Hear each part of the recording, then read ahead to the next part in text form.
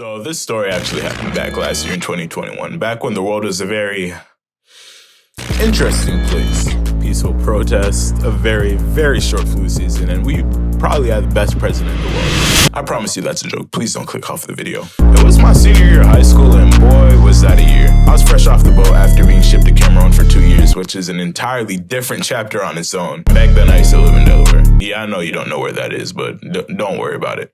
Apparently, I was supposed to go to New York to, enough of that, in high school, but because, the flu season, I had to spend my entire senior year virtually, which also meant I was going to live in Delaware while I went to high school virtually in New York, which was just terrible on so many different levels. I mean, it pretty much meant I was going to spend my entire year without any social interaction, which also meant I was going to go the entire year without any play. Like, the whole thing. Like, back in high school, there'd be that one class that you hated so much, but you'd still look forward to going because of that one shorty in your class. I ain't have none of that. So as a young African man, the demons started coming out. But on the bright side, though, my grades, woo. Trust me, though, take online classes in college. It helps a lot. Fast forward around the end of the school year, and it's around June, and we're all getting ready for graduation. And because of, the flu,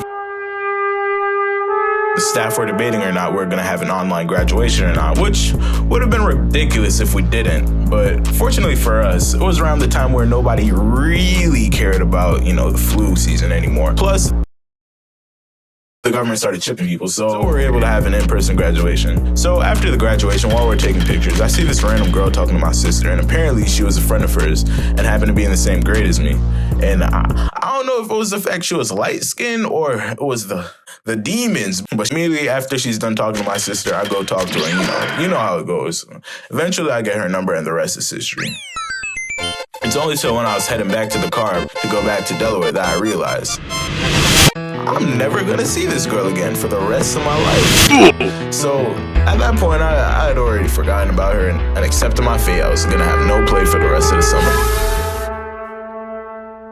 One day when I was back at the crib, I was probably watching a movie or something. Then guess who I see come through the door with my sister? Good old Kira, like straight out of the blue, like on some Rapture type shit. And apparently she came out to hang out with my sister for the weekend over here at Delaware. And she didn't tell me because she wanted to, quote unquote, surprise me. But nigga, I was unprepared. Like, in case we were going to celebrate, I ain't have no balloons for the party. Now, we're chilling in the basement and we're watching a movie. I forgot what movie it was, but what I do know for a fact is it was a scary movie. Why? Because scary movies is what cause what I call the cuddle effect to happen. If you know, you know. If you don't, you're welcome. Just don't go to the movies as a first date, though. Trust me. But that's a story for another day. So, it gets scary and all, and let's just say nature took its course. But in part 2, I'll tell you exactly how it just goes into a downward spiral of just emotions from here. Moral is, get some online college classes. It helps a lot.